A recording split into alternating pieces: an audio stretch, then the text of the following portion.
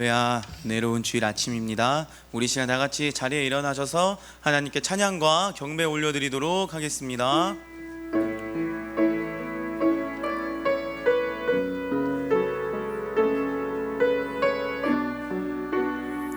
다시 고백하겠습니다. 하나님의 사랑을, 하나님의 사랑을 사모하는 자, 하나님의 평안을 바라보는 자, 너의 모든 것 창조하신 우리 주님이 너를 얼마나 사랑하시는지 하나님께 찬양과 경배하는 자, 하나님의 선하심을 닮아가는 자, 너의 모든 것 창조하신 우리 주님이 너를 자녀 삼으셨네. 하나님 사랑의 눈으로 너를 어느 때나 바라보시고, 하나님 인자한기로서 언제나 너에게 기울이시니 어둠에 밝은 빛을 비춰주시고 너의 작은 신음에도 응답하시니 너는 어느 곳에 있든지 주를 향하고 주만 바라보지라. 하나님 사랑의 눈으로, 하나님 사랑의 눈으로 너를 어느 때나 바라보시고, 하나님 인자한기로서 언제나 너에게 기울이시니 어둠에 밝은 빛을 비춰주시고 너의 작은 신음에도 응답하시니 너는 어느 곳에 있든지 주를 향하고 주만 바라보. 다시 한 번 더 고백합니다. 하나님 사랑의 눈으로, 하나님 사랑의 눈으로 너를 어느 때나 바라보시고, 하나님 인자한기로서 언제나 너에게 기울이시니 어둠에 밝은 빛을 비춰주시고 너의 작은 신음에도 응답하시니 너는 어느 곳에 있든지 주를 향하고 주만 바라보지라. 주만 바라보지라.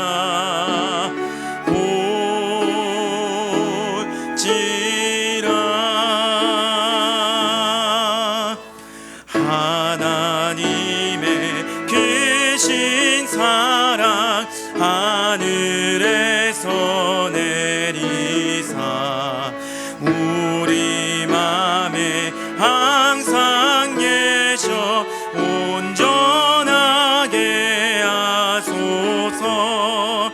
우리 주는 자비하사 사랑 무한하시니 두려워서 떠는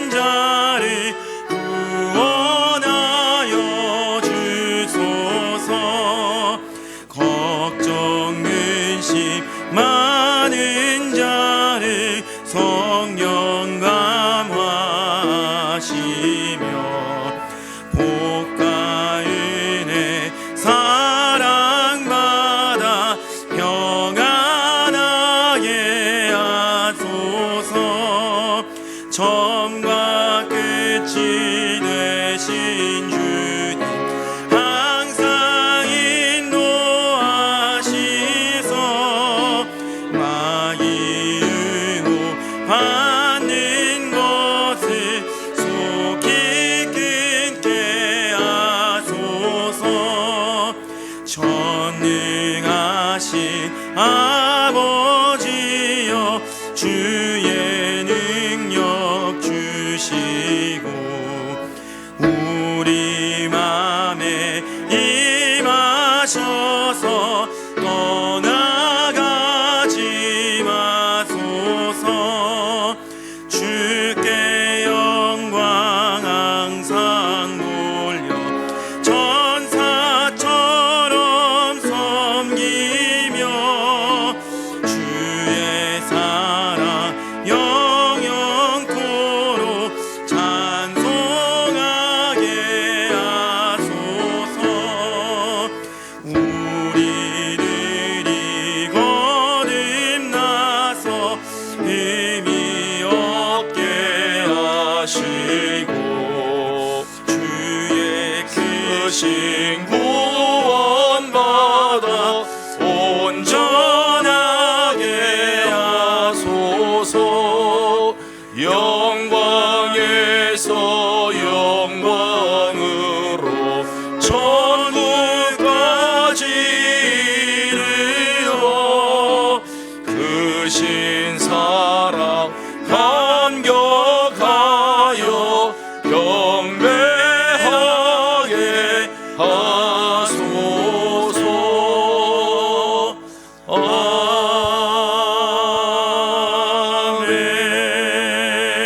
아멘. 너희 권능 있는 자들아 영광과 능력을 여호와께 돌리고 돌릴지어다. 여호와께 그의 이름에 합당한 영광을 돌리며 거룩한 옷을 입고 여호와께 예배할지어다. 아멘. 거룩하시고 또 자비로우신 우리들의 하나님 아버지, 지나간 한 주간 동안도 우리 사랑하는 성도들을 주님의 은혜의 날개 아래 품으시고 요란한 세상, 염려와 근심으로 가득한 이 땅에서도 하나님의 은혜 가운데 저희들을 지켜주시고 오늘 거룩한 주일 아침 하나님 앞에 나와 예배하게 하여 주시니 감사드립니다. 하나님, 우리 예배가 하나님이 찾으시는 예배, 하나님께 정말 합당한 영광을 올려드리는 복되고 귀한 예배가 되게 하여 주시옵소서.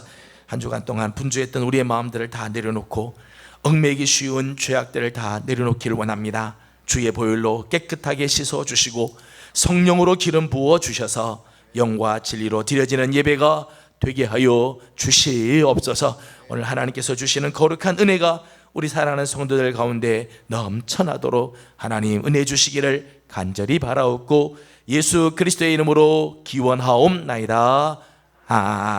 아멘. 이 시간 지난 한 주간의 우리의 삶을 우리 하나님께 올려드리는 시간입니다.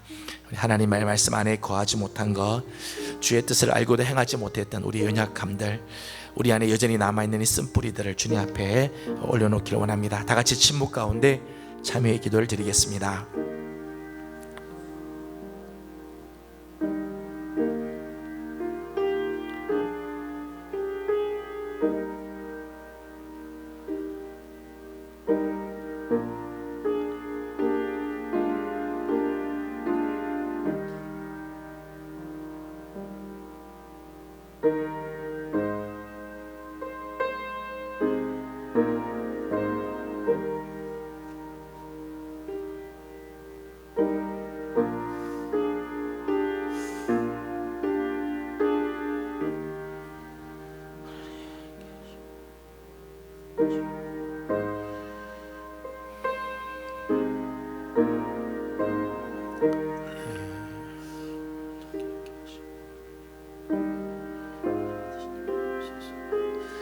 이 모든 말씀 우리 주 예수 그리스도의 이름으로 기도드리옵나이다.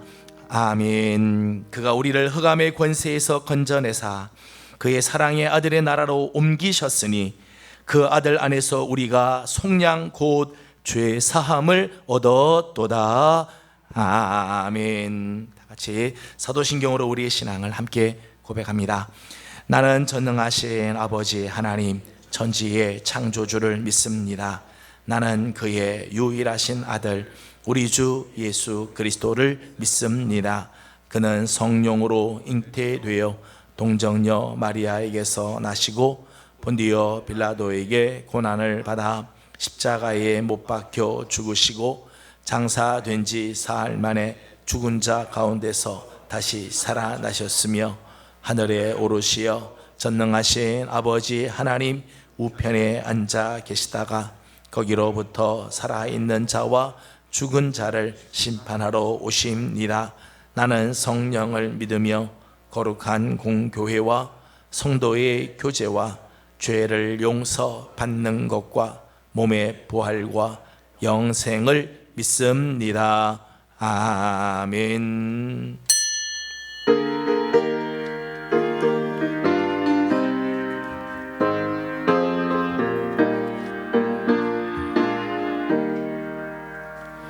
눈을 들어 하늘 보라.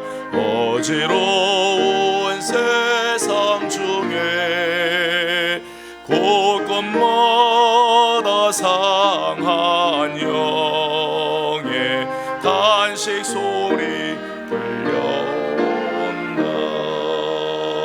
빛을 잃은 많은 사람 길을 잃고 헤매이며 당자처럼 기진하리. 믿는 자여 어이할꼬. 눈을 들어 하늘 보라. 어두워진 세상 중에 외치는 자 많건만은 생명수는 말랐소라. 죄를 대속하신 주니 선한 일꾼 찾으시나. 대답하리 어디 있나. 믿는 자여 어이할꼬. 눈을 들어 하늘 보라. 살아계신 주 약한 저를 부르시어 하늘 뜻을 전하셨다. 생명수로 홀로 예수 처음이요 나중이라. 주님 너를 부르신다. 믿는 자여 어이할꼬. 눈을 들어 하늘 보라. 다시 사신 그리스도 만 백성을 사랑하사 오래 참고 기다리네. 인내하신 우리 구주 그의 심판하시는 날 곧 가까이 임하는데 믿는 자여 어이할꼬.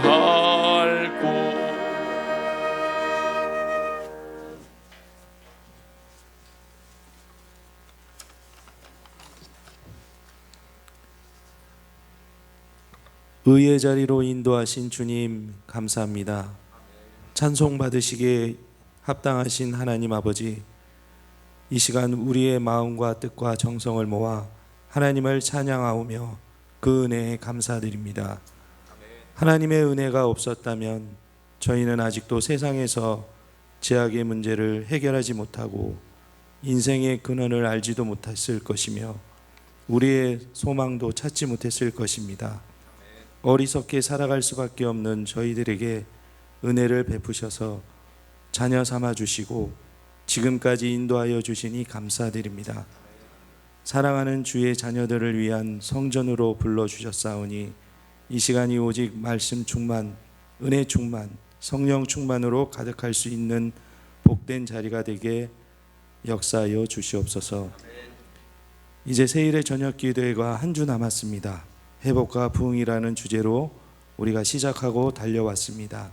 이 기간 동안 우리의 영성이 회복되는 복된 시간이 되게 하여 주시옵소서. 이 시간 저희의 죄악을 주님 앞에 고백합니다.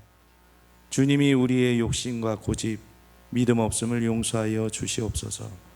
주님께서 피 흘려 죽으시기까지 나를 살리셨는데 나는 자신을 포기하지 않고 주님을 다시 한번 십자가에 못 박았습니다. 나는 변화되지 않았으면서 남이 변화되기를 원했습니다. 내가 먼저 손 내밀지 않으면서 남이 먼저 손 내밀기를 원했습니다. 나는 먼저 사랑하지 않으면서 사랑받으려고 애썼습니다.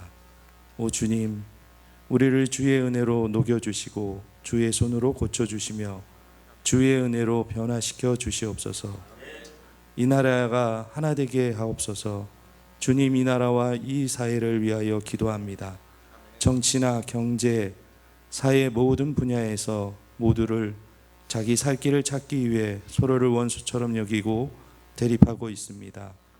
각계각층의 사람들이 서로 다른 생각과 이념으로 화합되지 못하고 자기 목소리만을 내고 있습니다. 주님, 우리 모두가 이러한 때 우리 주님이시라면 어찌하셨을까 하는 마음으로 기도하고 응답받게 하옵소서. 우리 교회가 이 시대의 희망과 소망의 동산이 되게 하옵시고 꿈과 비전을 심어줄 수 있는 은혜로운 교회가 되게 하여 주시옵소서. 교회를 섬기는 이들에게 넘치는 은혜가 있게 하옵소서. 오늘 주의 전에 나와 예배드리고 주를 섬기는 주의 모든 자녀들의 손을 붙잡아 주옵소서. 저들의 형편과 처지를 아시는 주님께서 저들에게 복을 허락하여 주옵소서.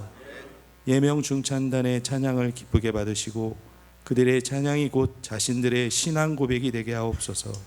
또한 찬양을 듣는 모든 예배자들에게 큰 은혜가 되게 하옵소서. 예수님의 이름으로 기도드립니다. 아멘.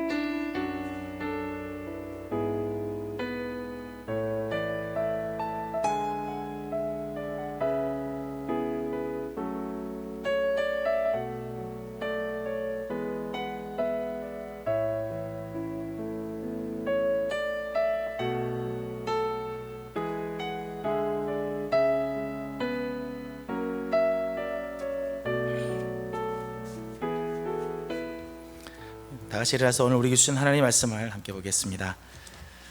오늘 우리에게 주신 하나님의 말씀은 사도행전 제8장 1절에서 8절까지 말씀입니다. 사도행전 제8장 1절에서 8절까지 말씀을 봉독하고 7절과 8절은 다 같이 함께 봉독하겠습니다. 8장 1절입니다. 사울은 그가 죽임 당함을 마땅히 여기더라. 그날에 예루살렘에 있는 교회에 큰 박해가 있어 사도 외에는 다 유대와 사마리아 모든 땅으로 흩어지니라. 경건한 사람들이 스데반을 장사하고 위하여 크게 울더라. 사울이 교회를 잔멸할새 각 집에 들어가 남녀를 끌어다가 옥에 넘기니라.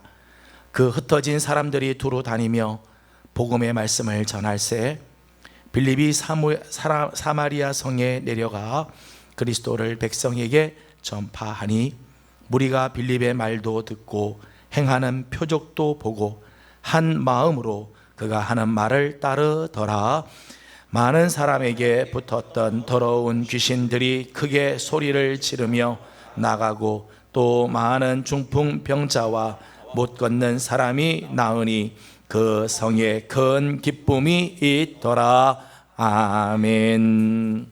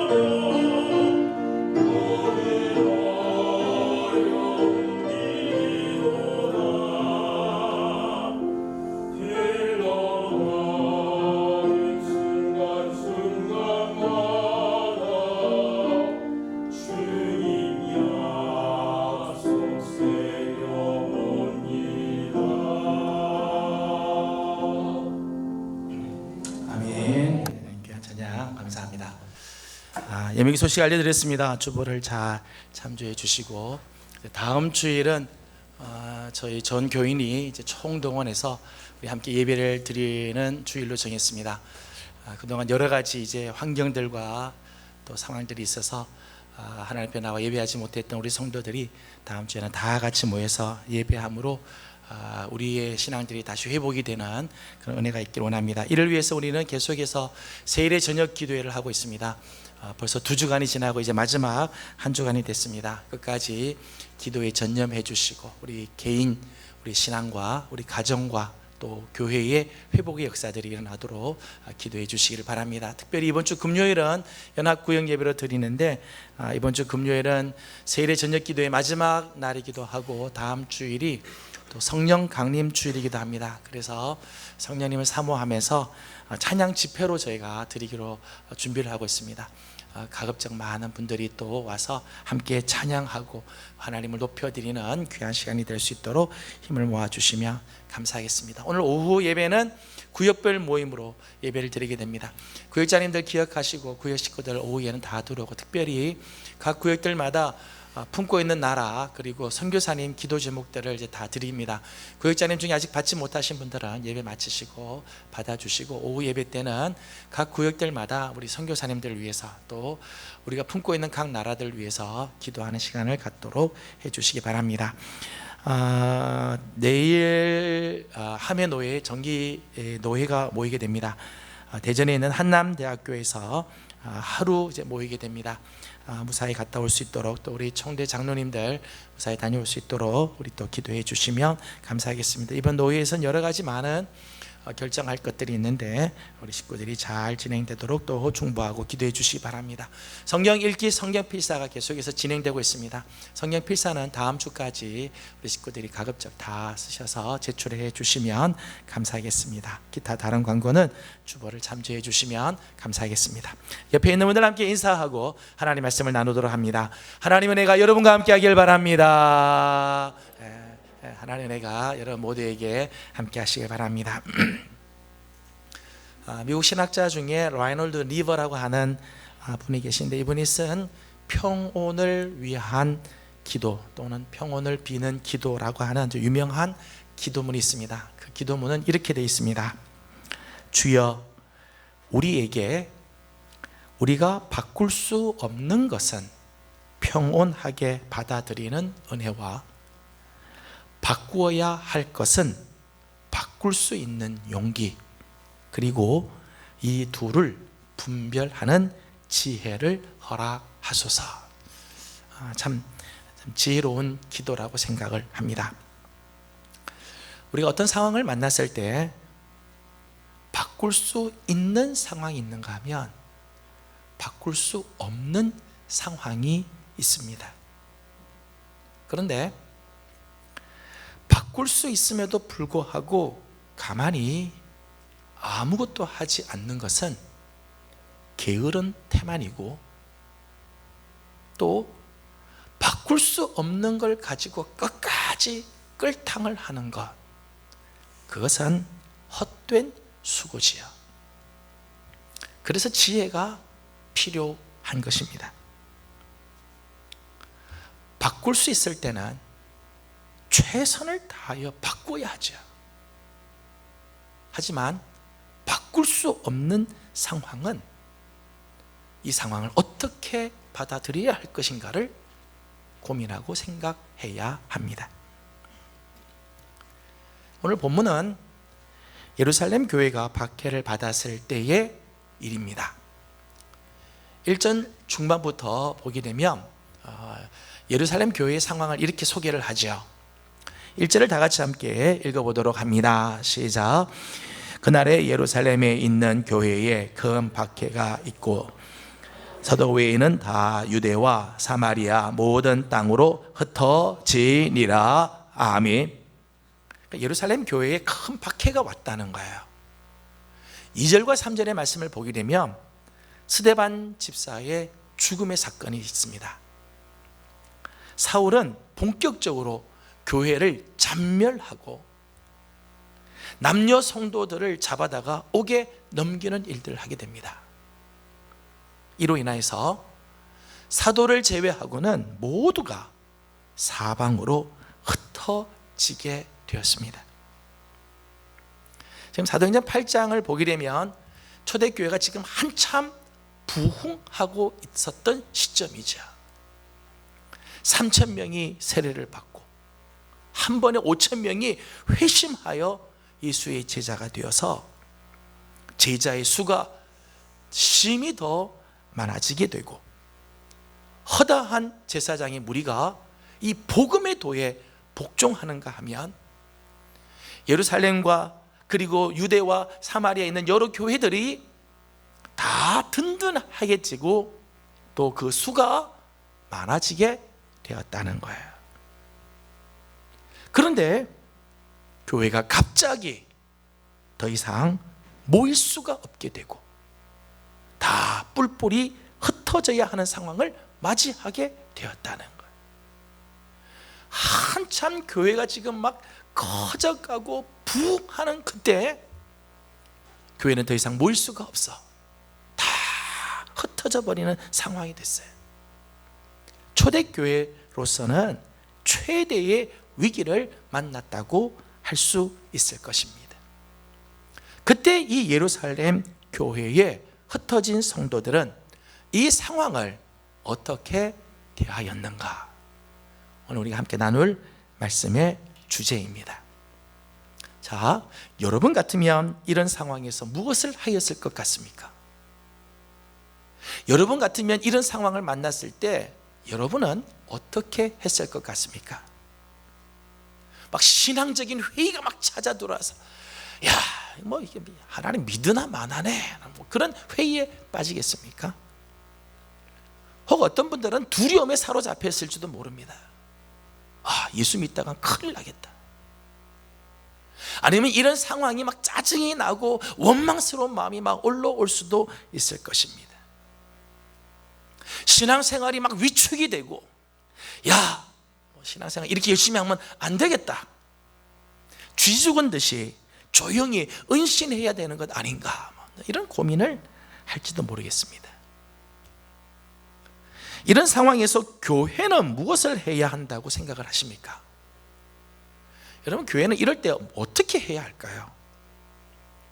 교회를 잔멸하는 사울을 성토하고 이렇게 교회를 핍박하는 정부를 향해서 성토하고 막 저항을 해야 하는가? 이 문제의 상황을 분석하고 대책회의를 마련해야 할 것인가?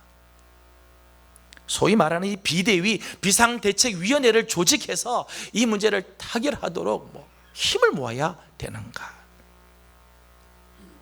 그런데 오늘 본문을 보면 놀랍게도 예루살렘에 있는 교회나 흩어진 사람들은 이런 상황에 대해서 원망하거나 불평하지 않았어요. 이 상황을 있는 그대로 받아들였다는 거예요. 왜냐하면 이 상황은 우리가 바꿀 수 있는 상황이 아니기 때문이었습니다. 여러분, 이런 상황에서 불평한다고 상황이 바뀝니까? 원망한다고 상황이 호전이 되겠습니까? 예전의 상태로 다시 돌아갈 수 있겠습니까? 지금 이 상황은 어쩔 수 없는 상황이죠. 어쩔 수 없는 상황 때문에 그들은 그 상황 자체를 두고 씨름을 하지 않았어요. 사도행전을 보게 되면 이 교회가 핍박을 당하고 어려움을 당할 적마다 하나님 이 상황을 바꾸어 주십시오 이렇게 구하지 않아요. 오히려 대신 그 상황에서 저들이 할 수 있는 일에 집중합니다. 4절 말씀을 같이 읽어보겠습니다. 4절입니다. 시작. 그 흩어진 사람들이 두루 다니며 복음의 말씀을 전할세. 아멘. 교회에 큰 박해가 몰려오고 사방으로 흩어질 수밖에 없는 상황, 그것은 내 힘으로 어쩔 수 없는 상황이지만 그렇다고 저들이 아무것도 하지 않았느냐, 아무것도 할 수 없는 상황이냐? 그렇지 않지요. 저들은 흩어져서 복음의 말씀을 전하는 일을 하였습니다. 계속해서 빌립 집사의 모습을 보면 빌립 집사도 마찬가지죠. 5절과 6절을 다 같이 읽어보겠습니다. 5절 6절입니다. 시작. 빌립이 사마리아 성에 내려가 그리스도를 백성에게 전파하니 무리가 빌립의 말도 듣고 행하는 표적도 보고 한 마음으로 그가 하는 말을 따르더라. 아멘. 지금 빌립이 사마리아 성으로 내려가야 하는 상황은 어쩔 수 없는 상황이죠. 어쩔 수 없는 상황. 그렇다고 사마리아 성에서 그는 아무것도 하지 않고 시간을 보냈느냐? 아닙니다. 그는 거기서 그리스도를 전하고 예수 그리스도의 이름으로 표적을 나타냈습니다. 이런 일을 통해 사마리아 성에 놀라운 일이 일어나기 시작하였습니다. 7절과 8절을 같이 읽습니다. 시작. 많은 사람에게 붙었던 더러운 귀신들이 크게 소리를 지르며 나가고 또 많은 중풍병자와 못 걷는 사람이 나으니 그 성에 큰 기쁨이 있더라. 아멘. 7절과 8절 말씀 보면 이 빌립 집사가 사마리아 성에 복음을 전하고 예수 그리스도 이름의 표적을 나타냄으로 인해서 더러운 귀신들이 쫓겨나가게 됐다.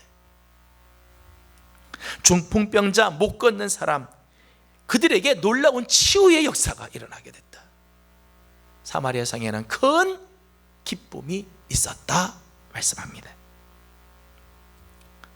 초대교회에 흩어진 성도들은 바꿀 수 없는 상황에 대해서는 묵묵히 받아들였지만 그 상황에서도 저들이 할 수 있는 일에 대해서는 최선을 다하였어요. 그래서 저들은 생각지도 못한 놀라운 역사들을 이루어냈습니다. 우리는 여기서 몇 가지 아주 교훈을 생각하려고 합니다. 첫 번째는 어떤 상황에서도 우리는 본질에 집중해야 한다는 것입니다. 어떤 상황에서도 우리는 본질을 놓쳐서는 안 돼요. 여러분, 우리 인간은 상황적인 존재입니다. 환경의 영향을 받을 수밖에 없고 상황에 의해서 움직일 수밖에 없는 존재예요. 우리는 환경을 뛰어넘을 수는 없어요. 사실 환경의 영향을 받는 건 사실입니다. 하지만 하나님은 여러분을 본질로 평가하신다는 거예요. 상황으로 여러분을 판단하지 않고 본질로 판단하신다는 거예요. 1966년에 조셉 플래처라고 하는 사람이 상황윤리라고 하는 책을 썼습니다. 이 당시 굉장히 인기가 있고 많은 사람들에게 어필이 됐습니다. 그 내용은 여러분 잘 아시는 것처럼 무엇이 옳고 그르냐 하는 것은 상황에 따라 그렇다. 어떤 상황이 되면 인정해주고 상황에 따라 그것을 정당화시킬 수도 있다고 하는 내용입니다. 물론 일리도 있고 또 설득력도 있습니다. 그러나 성경을 보게 되면 하나님은 우리를 상황에 따라서 하나님 어느 때는 이렇게 하셨다, 하나님 어느 때는 저렇게 하셨다, 하나님 그렇게 하지 않으시지. 아브라함이 하나님께 인정을 받을 때를 보십시오.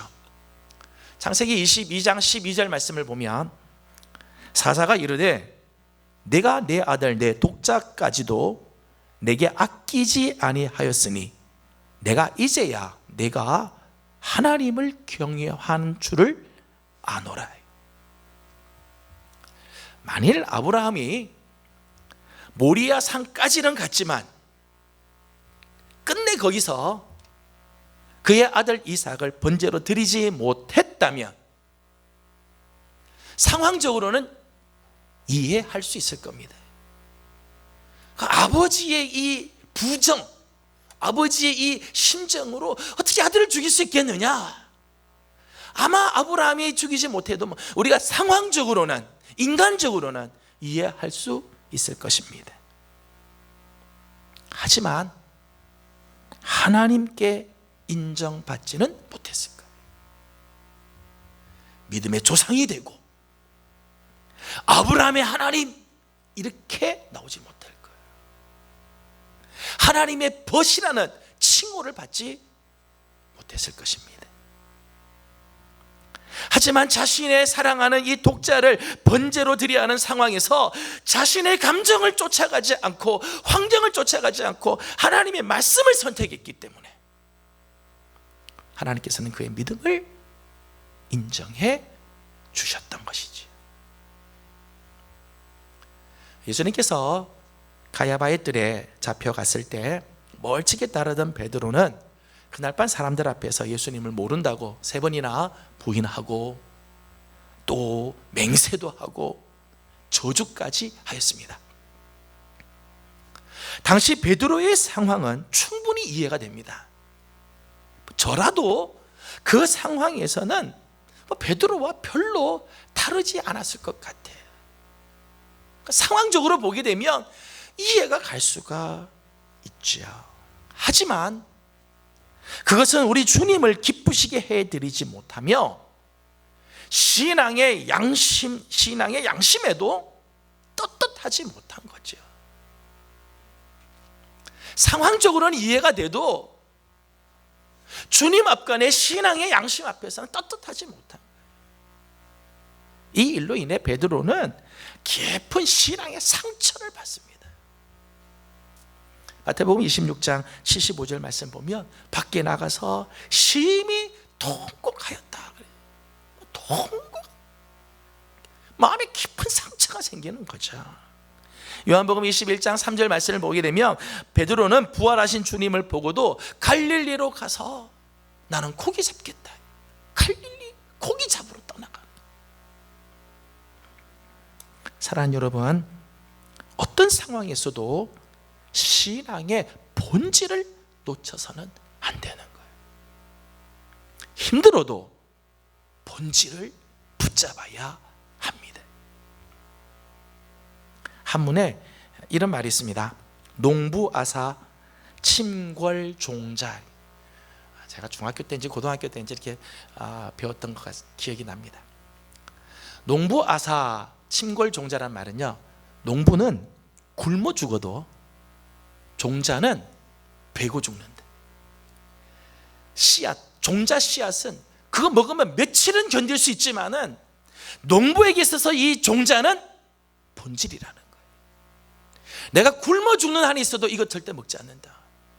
이걸 안 먹고 남겨놔야 그 다음 해에 이걸 뿌려서 농사를 하게 됩니다. 오늘 우리 그리스도인들에게 있어서 이 본질은 목숨처럼 지켜야 하는 것들이에요. 예루살렘 교회에 박해의 바람이 불어오므로 성도들이 사방으로 흩어졌지만 그 흩어진 사람들은 두루 다니며 복음의 말씀을 전했어요. 여전히 예수 그리스도의 그 이름으로 표적을 행했어요.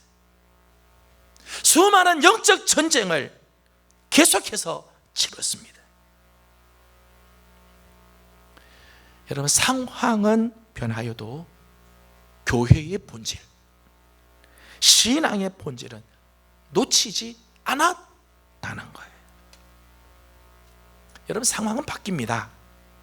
좋았다가도 나빠질 수 있고 나빴다가도 좋아질 수 있습니다. 때문에 상황에 나의 신앙을 맞추면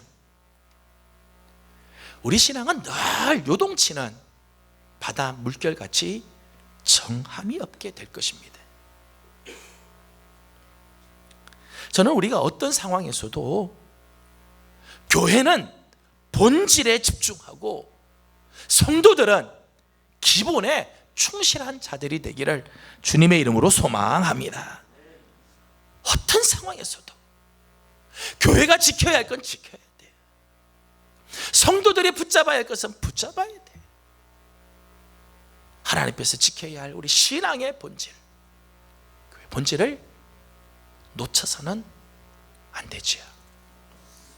두 번째는 하나님께서는 어떤 상황에서도 최선을 이루어 내신다는 것입니다. 하나님은 어떤 상황에서도 최선을 이루어 내신다.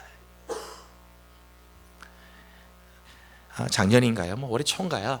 우리나라 영화 중에 아주 세계적으로 이렇게 뜬 영화가 있죠. 기생충이라고 하는 영화. 기생충에 많은 유명한 대사들인데 그 중에 이런 대사가 인상적이었습니다. 아들아, 너는 계획이 다 있었구나.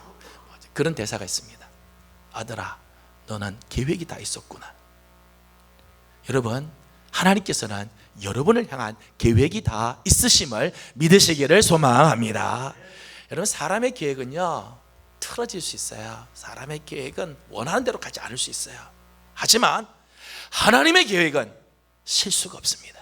하나님의 계획은 틀림이 없습니다. 성취되게 됩니다.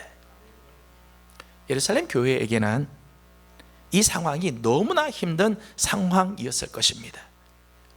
교회의 귀한 일꾼 스데반 집사가 죽임을 당하고, 교회는 잔멸되고, 성도들은 잡혀 옥에 갇히고 넘겨지게 되고, 그래서 많은 사람들이 흩어질 수밖에 없는 상황. 우리가 보기에 최악의 위기지만 하나님께서는 이 위기를 통해 새로운 역사를 쓰고 계셨습니다. 그것은 바로 사마리아 성의 복음화였습니다. 사마리아 성은 역사적으로는 늘 소외된 곳이죠. 신앙적으로 변절을 경험했던 곳입니다. 그래서 유대인들이 늘 꺼리는 지역, 사람들이 가다가도 이 사마리아 지역은 뺑 둘러서 그 안을 거쳐가지 않아요. 뺑 둘러서 갈 만큼 꺼리는 지역이었습니다. 그런데 예루살렘 교회가 맞이하는 위기로 인하여 사마리아 성에 복음의 빛이 임하게 됐다는 것. 빌립이 사마리아 성에 내려가 그리스도의 복음을 백성들에게 전파함으로 그 성에 놀라운 일들이 일어나죠. 귀신들이 쫓겨나고 불치의 병들이 고침을 받으며 큰 기쁨의 역사들이 일어났어요. 이게 바로 메시아 역사잖아요. 하나님의 손길이죠. 사마리아에 하나님의 손길이 임하게 되었다는 거예요. 절망스러운 위기가 사마리아 성을 영적으로 살리는 기회가 되었다는 것이지요. 물론 하나님께서 사마리아 성에 복음을 전하게 하기 위해 예루살렘 이 교회에 큰 박해를 주신 것은 아니겠죠. 이 박해를 하나님이 선한 계획으로 만드신 거죠. 사랑하는 여러분, 전능하신 우리 하나님은 결코 상황에 매여 계신 분이 아니십니다. 우리와 같이 상황에 끌려다니시는 분이 아니십니다. 최악의 상황을 최선의 상황으로 바꾸시는 하나님이심을 믿으시기를 소망합니다. 우리가 부르는 찬양같이 전능하신 나의 주 하나님은 능치 못하실 일 전혀 없네. 신실하신 나의 주 하나님은 우리의 모든 괴로움 바꿀 수 있네. 이게 우리 하나님이십니다. 로마서 8장 28절이 이렇게 말합니다. 우리가 알거니와 하나님을 사랑하는 자 곧 그의 뜻대로 부르심을 입은 자들에게는 모든 것이 합력하여 선을 이루느니라. 아멘. 여러분, 우리 하나님은 한쪽 문이 닫히면 다른 쪽 문을 여시는 하나님이세요. 우리가 가던 한쪽 길이 막히면 다른 길을 내시는 하나님이십니다. 이 땅의 모든 것들이 막히면 하늘의 길이라도 뚫어주시는 하나님이십니다. 어떤 상황에서도 하나님은 또 다른 계획을 가지고 계시는 분임을 신뢰하시기를 바랍니다. 세 번째는 그 안에 생명이 있으면 위기는 기회가 된다는 것입니다. 생명이 있으면 위기는 기회가 됩니다. 자, 본문을 보면 흩어진 사람들 이렇게 나오죠. 흩어진 사람들. 4절 말씀 보면 흩어진 사람들의 이야기가 나옵니다. 여러분, 세상적으로 보면 모여야 힘이 되고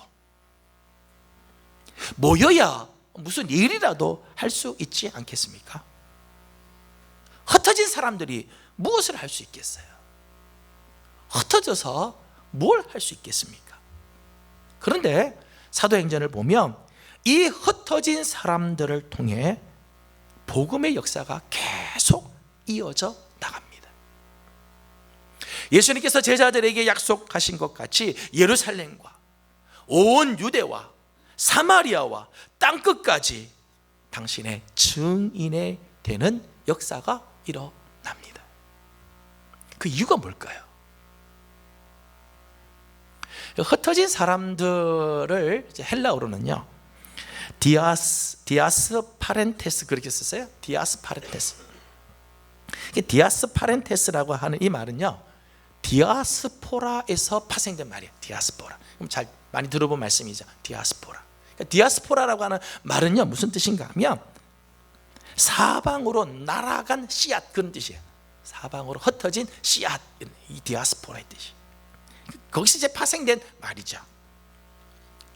여러분, 씨앗은 뭉쳐야 싹이 나고 씨앗은 함께 있어야 열매를 맺습니까? 아니죠. 씨앗은요 사방으로 흩어져도요 심지어는 홀로 남아도 싹이 나고요 잎이 나고 꽃이 피고 열매를 맺습니다. 왜냐하면 그 속에 생명이 있기 때문에. 씨앗은 한 알이라도요 그 속에 생명이 있으면 싹이 나고 열매를 맺어요. 제가 이런 로고를 본 적이 있습니다. 씨앗 너무 애쓰지 마라. 너는 본디 꽃이 될 운명일지니. 감동이 확 됐어요. 씨앗은요 그 속에 생명이 있는 한 언젠가 꽃이 필 운명이다. 아무리 홀로 있어도 그 속에 생명이 있으면 꽃이 피고 열매를 맺는다는 거예요. 흩어진 사람들 속에 복음의 생명이 있었기 때문에 저들이 가는 곳마다 어디로 가든지 그곳에 하나님 나라가 세워지게 되고 하나님의 손길이 나타나게 되었다는 거예요. 문제는 환경이 아닙니다. 문제는 상황이 아닙니다. 진짜 문제는 내 속에 생명이 있는가 하는 것입니다. 아무리 흩어지는 삶을 살아도 그 속에 예수의 생명이 있고 복음의 생명이 있으면 위기는 기회가 됩니다. 하나님께서 새로운 역사를 쓰는 계기를 만들어 주실 것입니다.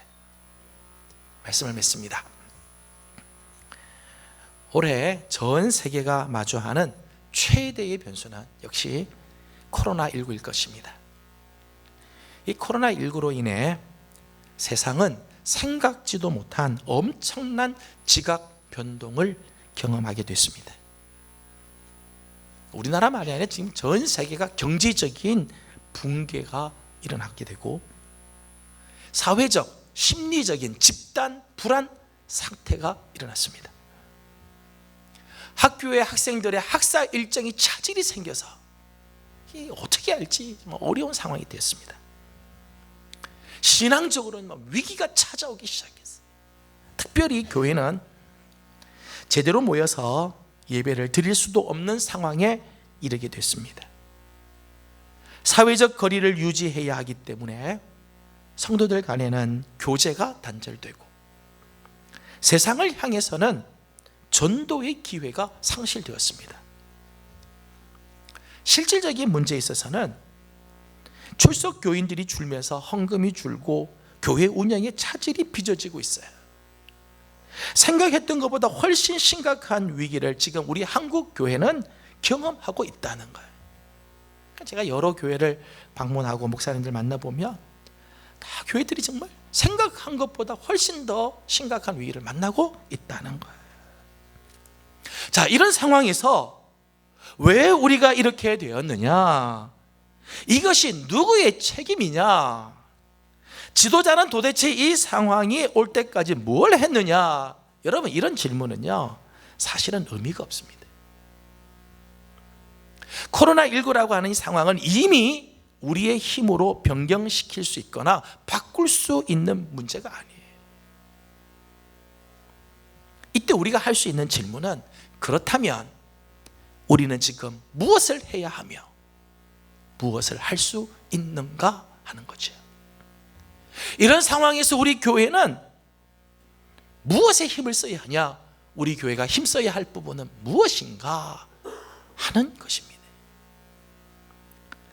지지난주에 우리 중직들은 모여서 포스트 코로나 시대에 우리 교회는 어떻게 할 거냐, 이 코로나 시대가 지나가고 난 이후에 우리 교회는 무엇을 해야 하고 우리 교회는 어떻게 해야 할 건가를 함께 기도하고 고민한 적이 있습니다. 우린 코로나가 하는 이 상황 자체 때문에 우리가 흔들릴 게 아니라 여기서 우리는 뭘 해야 할까를 고민해야 되는 거죠. 저는 우리 교회와 성도들이 이런 상황일수록 기본에 충실하며 본질로 돌아가는 교회가 되기를 소망합니다. 여러분, 어디서 예배를 드리느냐는 사실은 중요하지 않습니다. 본질의 문제는 아닙니다. 온라인으로 가정에서 예배를 드리든 오프라인으로 이 현장에서 예배를 드리든, 나는 정말 예배자로 하나님 앞에 서 있는가? 내가 서 있는 곳에서 복음의 씨앗으로 이 삶을 살고 있는가? 나를 통해 한 영혼이 살아나고 기쁨을 맛보고 있는가 하는 것이 더 중요합니다. 앞으로 교회는 더 이상 모이는 교회가 아니라 흩어지는 교회로 가야 할 때가 올지도 모릅니다. 올해는 우리가 이렇게 지나갔지만 앞으로 모이는 교회가 아니라 흩어진 교회로 가야 될지도 몰라요. 하지만 우리가 아무리 흩어진 사람이 되어도 그 속에 복음의 생명이 있고 예수의 생명이 있는 한 가는 곳마다 하나님의 역사가 나타나고 생명이 살아나게 될 것입니다. 하나님 나라가 임하게 될 것입니다. 저는 우리 예명교회와 성도들이 이 코로나19라고 하는 이 어려운 시대에 오히려 사방에 흩어져 생명을 전파하는 씨앗과 같은 삶을 살아주시기를 주님의 이름으로 축복합니다. 기도하겠습니다. 걸어가신 우리 하나님, 은혜와 사랑을 감사드립니다.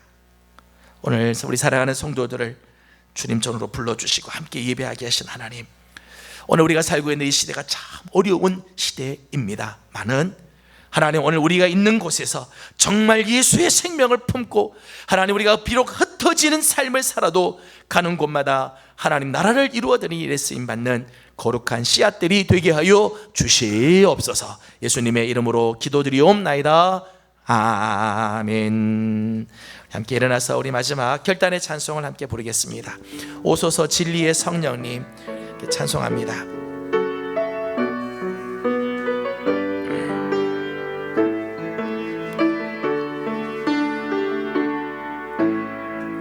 오소서 진리의 성령님, 이 땅 흔들며 임하소서.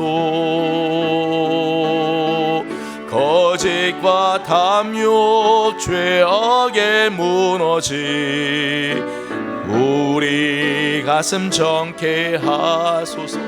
오소서 은혜의 성령님, 오소서 은혜의 성령님, 하늘 거르고 임하소서. 거룩한 불꽃 하늘로서 임하사 타오르게 하소서. 주 영광 위에 풍의 불길 타오르게 하소서. 진리의 말씀 이 땅 새롭게 하소서. 은혜의 강물 흐르게 하소서. 성령의 바람 이 땅 가득 불어와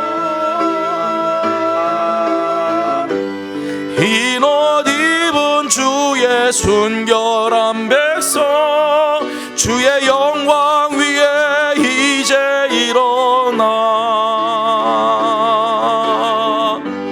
열방을 치유하며 행진하는 영광의 그날을 주소서.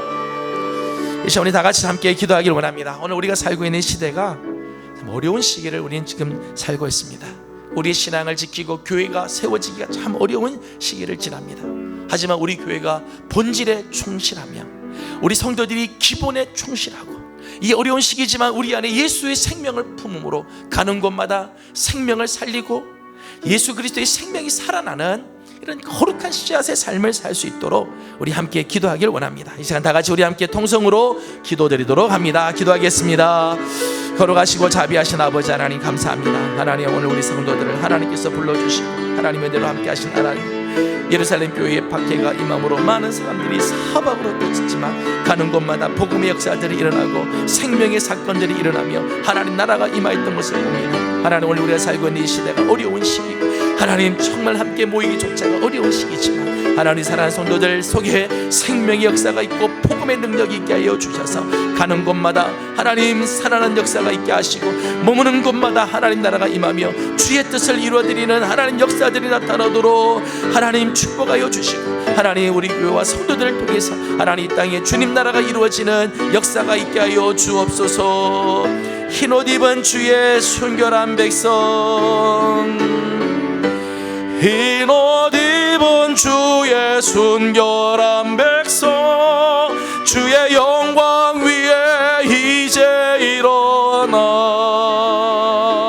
일어나 열방을 치유하며 행진하는 영광의 그날을 주소서. 걸어가신 우리 아버지 하나님 은혜와 사랑을 감사드립니다. 오늘도 우리 사랑하는 성도들을 주의 전으로 불러주셔서 함께 예배하게 하시고 또 혹 가정에서 영상으로 또 예배드리는 우리 성도들을 하나님께서 기억하여 주시고 오늘 이 시대에 다시 한번 하나님 앞에 거룩하게 쓰임받는 교회와 성도들이 되게 하여 주시옵소서. 예루살렘 교회의 박해가 심함으로 사람들은 사방으로 흩어졌지만 가는 곳마다 복음의 역사가 일어나고 하나님 나라가 임하고 하나님의 생명들이 나타난 것처럼 하나님 우리 예명교회를 통해 우리 사랑하는 성도들을 통해 흩어져 있는 곳곳마다 생명의 역사가 일어나게 하여 주시고 하나님 나라가 임하는 축복이 있게 하여 주시옵소서. 이렇게 쓰임받는 거룩한 씨앗들이 되길 원합니다. 하나님 앞에 드려지는 우리의 삶 되게 하여 주시옵소서. 하나님 오늘도 주님 앞에 나와 예배하면서 귀한 예물을 올려드립니다. 감사의 제목이 있어서 드린 손길들 열애 하나 하나님의 것으로 구별하여 바친 예물들과 선교 헌금과 사랑의 예물에 동참하며 기도하는 제목이 있어서 하나님 앞에 소원하여 바친 예물들 주님 나라를 위하여 구별한 예물들이 있습니다. 하나님 예물을 기뻐 받아 주옵시고 드린 손길들을 하나님께서 기억하사 만배로 갚아 주시옵소서. 하나님 오늘도 섬기는 많은 손길들이 있습니다. 오늘도 주님의 이름으로 헌신하며 섬기는 우리 교사들과 찬양대원들 차량을 운행하고 주차장 안내를 쓰며 주방에서 구역을 위해서 섬기는 모든 손길들도 하나님 기뻐 받으시는 귀한 예물 되게 하여 주사 자자손손 복을 받게 하여 주시옵소서. 감사하며 예수님의 이름으로 기도드리옵나이다. 아멘. 지금은 우리 구주 예수 그리스도의 은혜와 우리 하나님 아버지의 무한하신 사랑하심과 성령님의 감화와 감동하시며 충만하게 하시고 교통하게 하심이 이 세대에 흩어진 씨앗, 생명의 씨앗으로 가는 곳마다 그리스도의 생명을 나타내기를 소망하는 우리 모든 성도들과 가정과 허락하신 기업 위에 주의 몸된 제단 우리 예명교회와 이 나라와 이 민족 이 땅 가운데 영원토록 함께 하옵시기를 간절히 축원하옵나이다. 아멘. 자리에 앉으셔서 잠깐 말씀 묵상합니다.